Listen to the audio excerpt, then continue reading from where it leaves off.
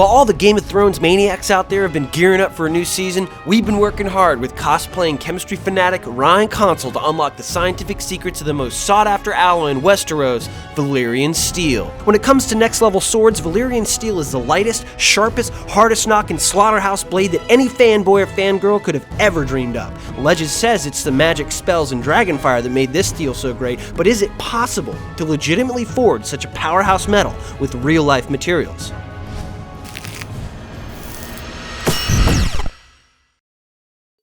Well, in order to know about magic steel, we first need to know about real steel. Steel is an alloy, a combination of a metal with one or more other elements. Steel is mostly iron, but it has some other ingredients, including a mandatory amount of carbon, up to about 2%. Even a small change in the quantity of material in an alloy can dramatically change the properties of the end material. The characteristics of Valyrian steel can give us a lot of clues as to its composition. This super material is described as being incredibly sharp, light, strong, superheat resistant, and dark in color with very distinct ripple patterns. Strength and sharpness is going to require a bit of a fancy balancing act. In order to hold an edge, a blade has to be really hard, which is no problem for a high carbon steel. The problem is, the harder something is, the easier it will shatter, which is no good for a Kingslayer. Valyrian steel would have to be tough, it's gotta take a hit. For these reasons, I might recommend a spring steel, maybe something with 0.6% carbon and a couple percent silicon and manganese.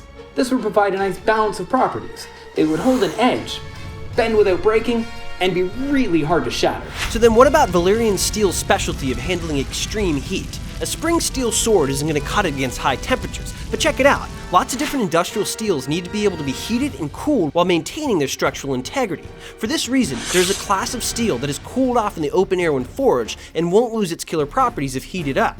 Air-hardened steel requires this complex cocktail of elements, and you better believe it would require magic in the medieval world to get these materials working together. So what do you think about that, Ryan? Well, it's a good guess, but Valyrian steel's color, pattern, and weight make it pretty unlikely. Steel can always be polished to a bright gray, but Valyrian steel is supposed to be nearly black. No matter the mix, steel's pretty much always the same color. On top of that, you can't really change the weight of steel. It's mostly iron, and iron's heavy. Valyrian steel is supposed to be quite light. Also, the ripple patterns of Valyrian steel suggest that it's been pattern welded or folded. This isn't a sign of superb quality and strength, it's actually a way of compensating for poor materials and trying to make a good steel out of two bad ones. Also, if the folding's done correctly, you don't have visible ripples, so that's kinda out. Does that mean that Valyrian steel isn't steel at all? Maybe. The best possible match might be a metal matrix composite. This is a modern super material that has a metallic framework embedded with ceramics. One of these could provide all of the extreme characteristics needed for Valyrian steel. Titanium silicon carbide composite might be the perfect fit.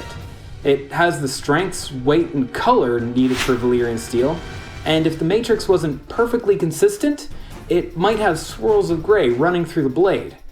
Now, these materials are extremely hard to produce and require some serious modern equipment to make. Needless to say, the Valyrians were probably using magic.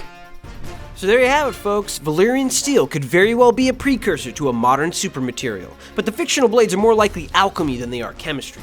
If you like this video, make sure to check out this other one that talks about a particular poison that's used in the series called the Strangler. Also, check down in the video description for a link to Ryan's fantastic blog. Thanks for watching, hit the subscribe button on the way out, and we'll see you again very soon.